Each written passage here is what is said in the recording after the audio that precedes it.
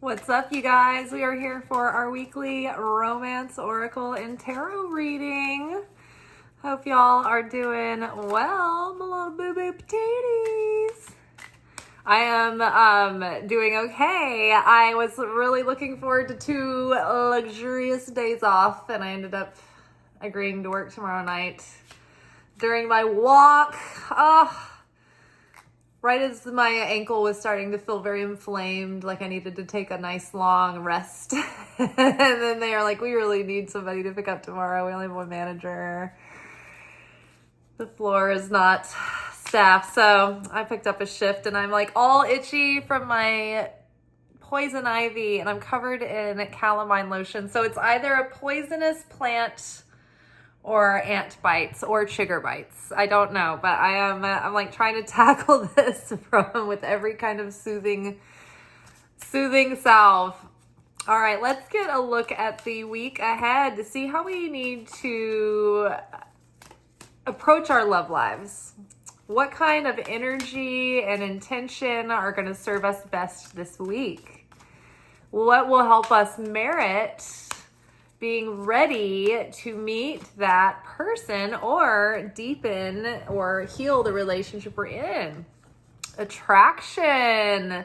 You attract romantic love by enjoying this moment fully. Yes, Esther Hicks, Abraham Hicks talks about getting on your high-flying disc. This is when you kind of get yourself into a stupor of luscious feelings of goodness and feeling fulfillment, and you just keep focusing on good feeling thoughts and good feeling observations and really loving the moment that you're in. I approach my grocery shopping this way, right? I don't just get any old food. I don't really buy a lot of like name brands. I like to have food that feels real and whole, and it's, luscious and delicious. And I prefer to make my own food from whole ingredients rather than making things that are already ready and prepared, because it just feels so much more nourishing and I enjoy it so much more, and it feels like it feeds me for days on end, and it has like a rollover effect. Whereas if I eat something that I'm just like not that enthusiastic about, and it doesn't have that much love in it or soul in it or nature left in it, then it just doesn't do much for me, right? Kind of same thing with life. It's like stop and really smell the roses of life, whether that's deciding to be more intentional about the foods that you choose to eat and enjoy. Setting your environment so that it makes you feel cozy and inviting and even romantic and sensual.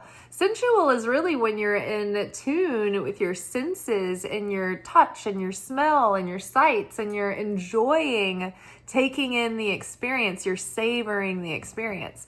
I love having a candle or two going. That makes all the difference to me, and it makes me feel really good. And so when we're in a really good feeling state, then it changes our energy field and it starts to become very magnetic and attractive. And the more that we feel really good and we're focusing on things that we appreciate, then we're putting out this attractive energy. And then on top of that, deepening our self-worth and following through on promises to ourselves and treating ourselves with self-respect, that starts to put out a very attractive magnetism, and the right kind of attractive magnetism to call in high value attractions, so to speak. All right.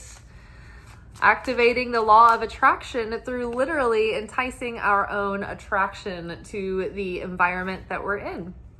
Past life relationship.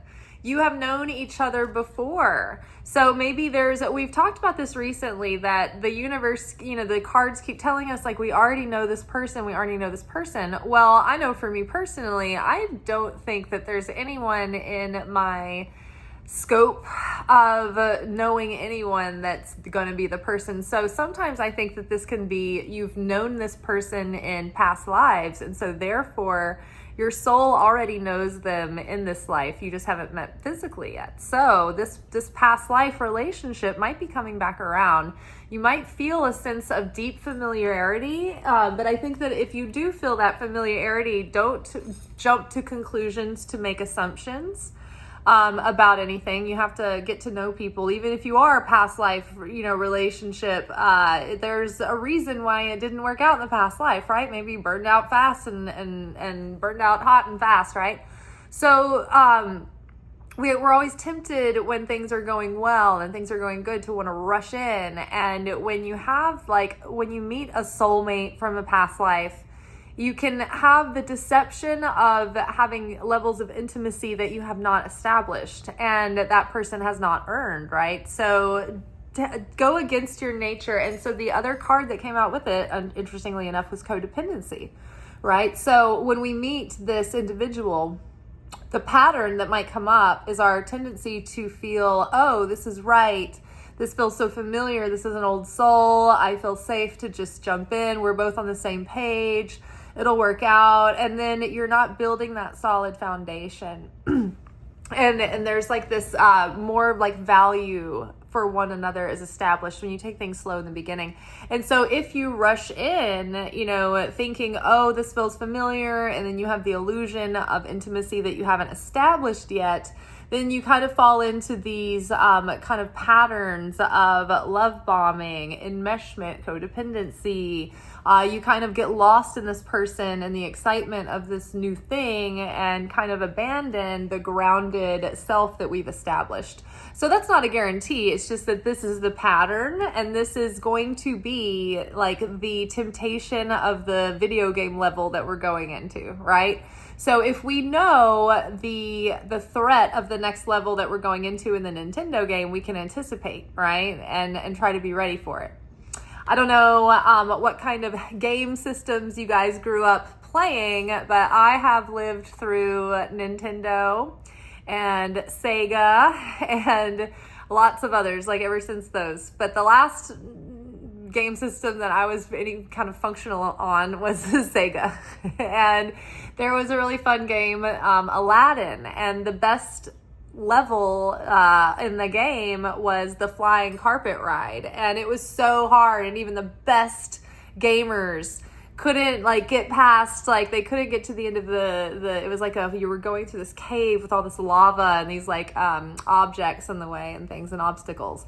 And so you would try to think before you started the level, because it would go so fast. You have to anticipate every move.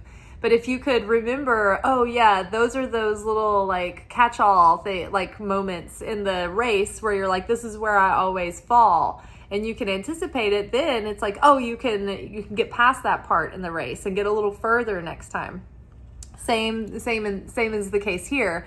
If we know what's ahead of us in the challenge or in the level of the game, we know what the opponent is, or we know how we're going to have to traverse this part of the gauntlet. We know what the test is going to be. We can study for the test. We can prepare ourselves for the test, and hopefully be self-aware enough to pass the test. Sometimes angels come in with such grace to try to save you from yourself before you make a mistake. Today, I was on the way out the door, and I was starting to lock the door and pull it to, and I had my smaller version of my keys on me to go to the park, and I have different lanyards that I take the house key on and off, or my car keys, depending on if I'm going out for a jog or going out to drive down to the park. And so I almost shut the door, and something stopped me, and it was something's off. What is off? What am I missing? And I looked down, and I did not have the house key on my keychain. So those moments where you're okay, I've been preparing for this, and it's at a certain point you have to surrender and trust that the universe will have your back in those moments where you're temporarily unconscious. So be prepared. If you meet someone who you are really into and they feel so familiar, You still have to let them earn you, and you still have to take it slow with them and integrate them into your life slowly and give them privileges slowly as they earn them. Because someone, even if it is a past life person who's meant to be with you in this life, they're still not going to value you the same way that they would if you like rush in, whereas if you would have taken it slow and made them, made them make the effort. And then that sets you up for having these issues that you have to work on through the relationship, right? Just because something is sort of like been in your experience before, or maybe is in the works to be in your experience in this life, it doesn't guarantee that it's all just going to fall into place and work out. Like these are the opportunities, and we navigate them and we show up to them, and how we respond or become reactive is up to us. And so we're trying to stop being reactive and become responsive. All right, let your friends help. Ooh, ask for and accept support from others. So, accept invitations. Ask people if they know anybody that you would be interested in. Maybe you can ask your friends if they have any advice of what you might do to find someone. Maybe there's something that you are not doing that you could be doing. Maybe there's somewhere you could be going that you're not going and you haven't thought about it, and they might be able to think about it. If you are brave, you can ask them, hey, what might be holding me back in dating?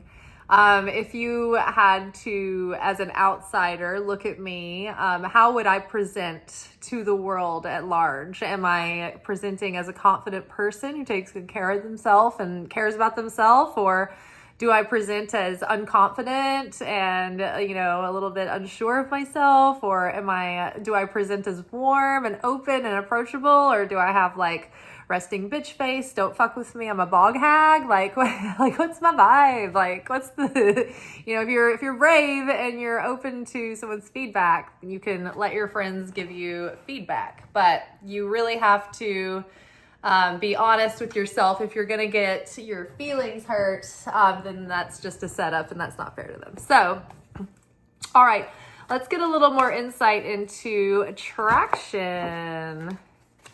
Grab this bottom one. Ooh, dreams coming true. Yay. So I think to activate the law of attraction, be in that dreamy state of getting into the feeling of already being in that relationship.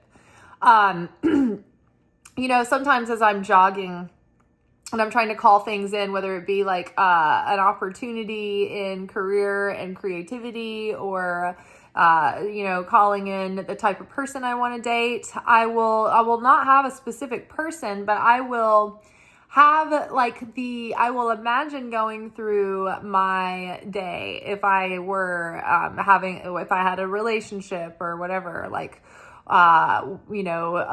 would we be making plans to do? Would this be a day that I would be doing my own thing, or would we be hanging out? How far along in this relationship have we become? Is this a regular date night? I just take myself through the dream scenario of what would be the ideal kind of partnership that I would want. And then I kind of put myself in that place in my mind, in my imagination. And I use more of the feelings of what's going on. And I may not have that person in the scene in my mind, because I don't want to put too much specifics on who they are, or, I want to be a little bit more open about that rather than being so, rigid about my expectation there. But I will think about the essence of this person. What are they like? I might, imagine that they are calling to check in and say hi and see how my day's been going. Where do you want to go? You want to grab a cocktail before we cook later? Things like that. So get dreamy, activate the law of attraction, and imagine that you're already in that life and it's already like your normal. Right? A lot of the time when we talk about visualizing, people have always said, get really excited and get it, but that's almost not the vibration, because if you're super excited, then it means that it's still a novelty to you. It's still like reaching up, and it's still a little bit out of your reach. Whereas if you are feeling like from a lived in state, like, oh yeah, this is just every Tuesday for me at this point, and it's not that new, and it's like a broken in, comfortable level of living, then it's not like, super like high levels of excitement that you have to get yourself jacked up for. It's more just like comfort and fulfillment. So if you can get yourself in a state of that feeling of comfortable in that life, like, just eased in, it's broken in like your favorite sweater.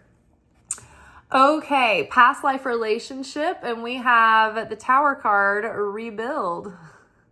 So the form in which this has come before has been built up and broken down, built up and broken down. And this also might too be representative of the relationships that you've had in your past in this life.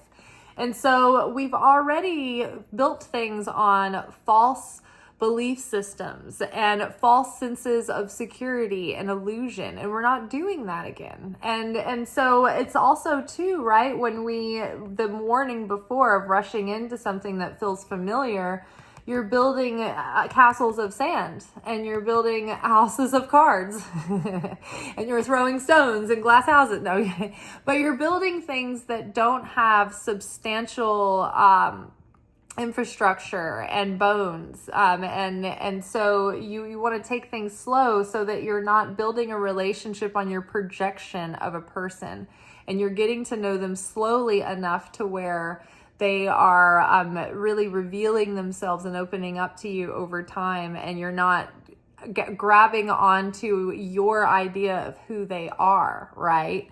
Because I think we do that too in relationships. We meet people that we, get feelings for and we're excited about, and we project all of these fantasies about their potential and what we hope that they'll be like in the relationship. And then sometimes when we find out that that's not what they're like, it's like, then we're like, oh, well, how can I mold you to become this person that I expected you to be? And so you're not honoring them for who they really are. It's not that we don't grow and evolve and change within relationships. We should, but it shouldn't be to the point where you're trying to like change who someone is because they're just not who you thought, because you jumped in too fast because you were excited about your idealized version of them in the honeymoon phase.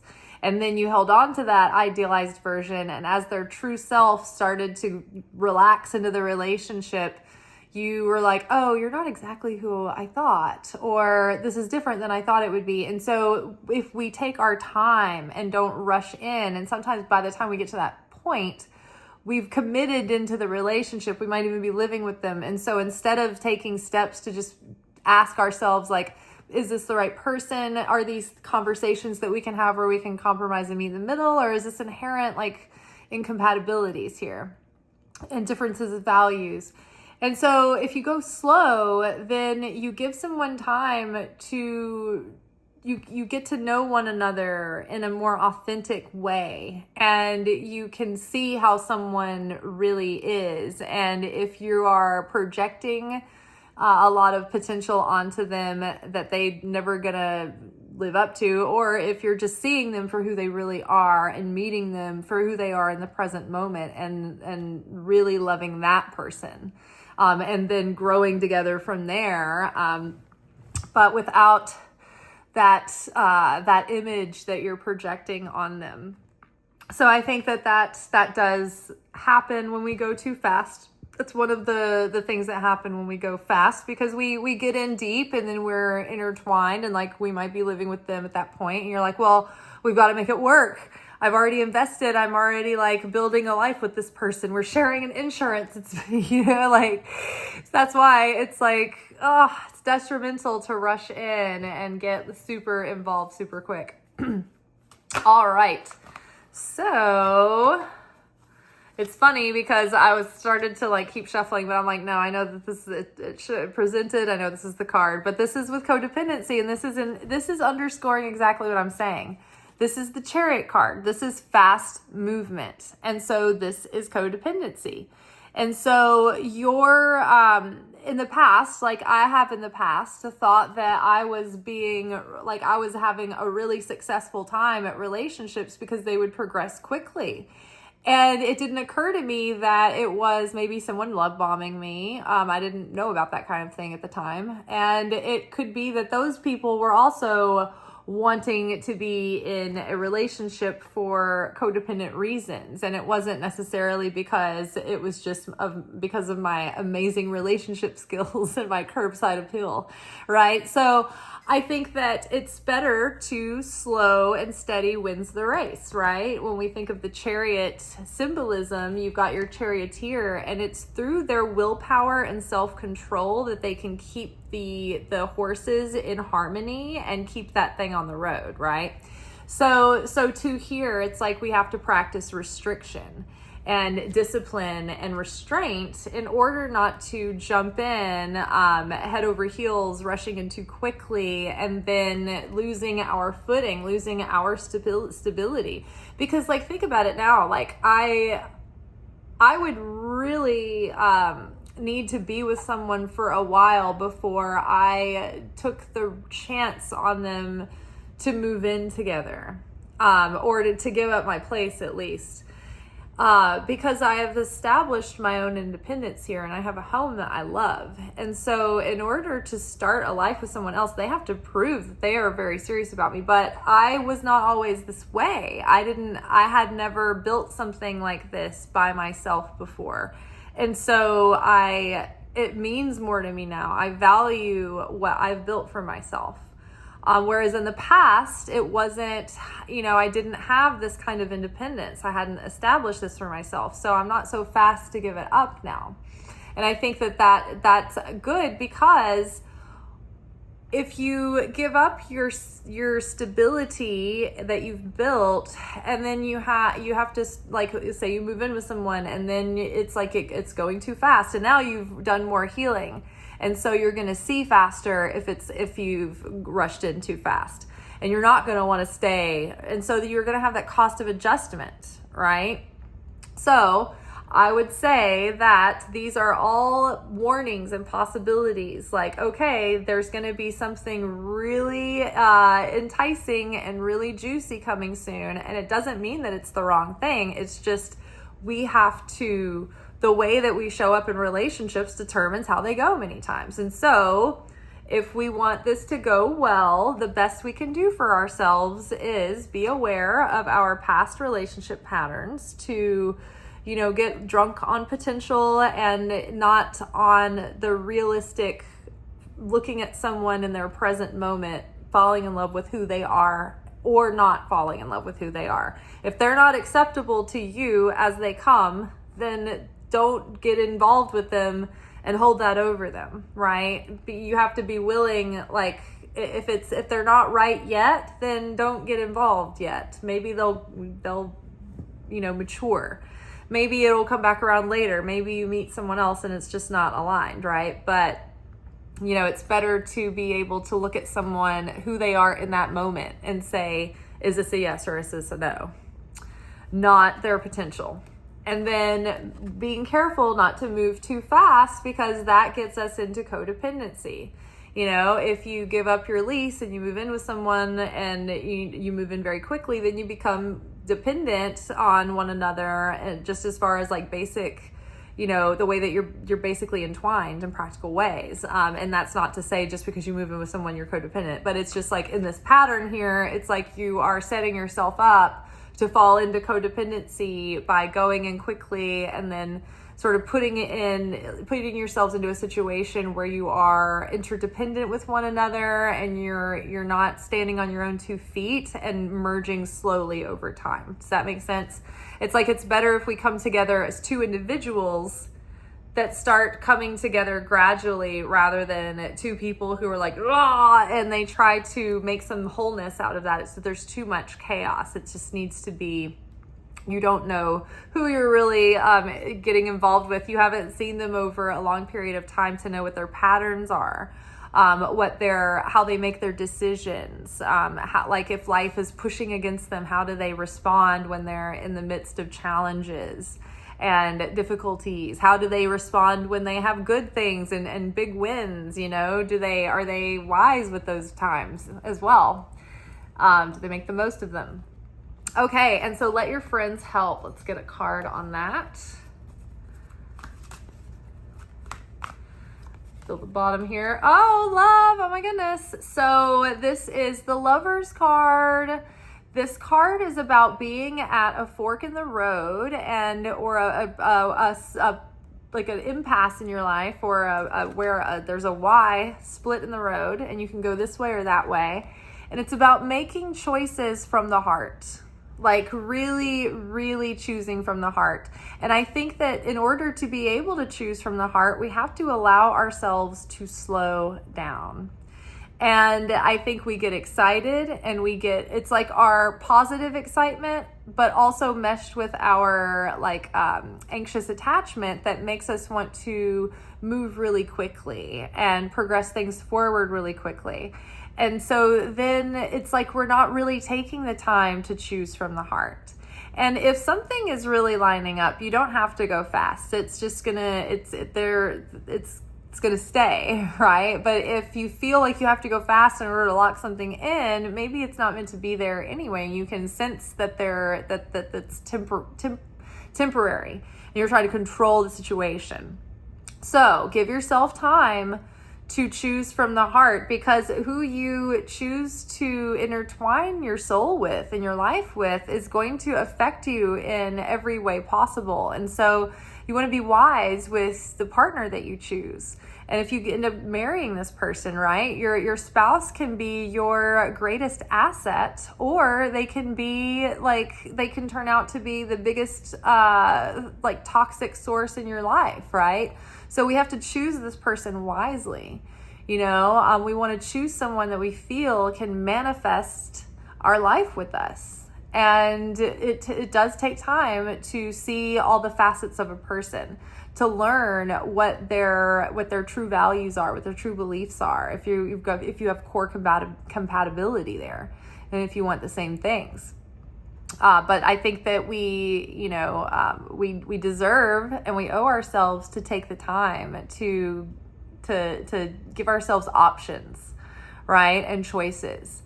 Some people, their thing is that they can never settle down because they want all the choices in the world, and they don't want to feel like they've missed out on another opportunity because they decided to make a choice, right? But there are some people who are just, when they get an option, they just rush in and they're like, this is my choice. And they don't wait to see, okay, well, you can explore this option. You don't have to cut yourself off from taking on, other applicants though, right? And sometimes we rush into full on monogamy and commitment with people because we think, oh, well, I like to give my all to someone, or I, don't feel right about that. And it's like, you don't have to be in physical, deep, intimate, relationships with people when you're dating multiple people. It's better to just keep that stuff light if you're seeing, multiple people, and spend time with people in ways where you can get to know them, right? So get to know them slowly, and get to know them at different times of the day, doing different activities. And so when you're in that phase, it's just, you're not signing a marriage contract yet. So I think we need to all be a little bit more open minded about, in the early stages of dating, being not too quick to jump into absolute commitment and monogamy before someone asks for that. All right. Well, that is all for tonight, y'all. I think it is cheese 30. I'm about to get cozy and watch a Kabbalah class, and I hope y'all have a good rest of your night or your afternoon, and I will see y'all later tomorrow night because I will be working and it's a weekend, so it'll be a little later. All right. Peace.